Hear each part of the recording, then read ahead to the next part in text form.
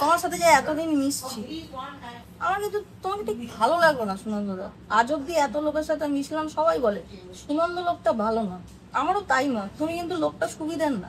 তুমি লোকটা একটু হালকা কুচুটেও আছো, লোকের খুব এটা ভালো দেখতে পারো না, অন্য লোকের নামে সবসময় পিএনপিসি করো। আমি যেরকম তোমার মুখের ওপরেই বলছি তুমি লোক ভালো না, এটা তুমি করতে পারো।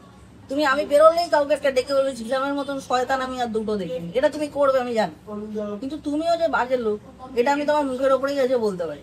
আমি নতুন কিছু বলছি না, তুমি লোকটা কিন্তু ভালো না।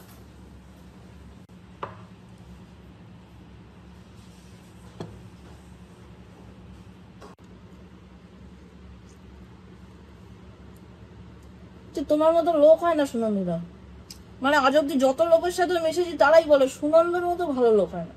সুনন্দ ছেলেটা এত উপকারী, আর লোকের নামে সমালোচনা তো করতেই শেখেনি, সবার নামে ভালো বলে।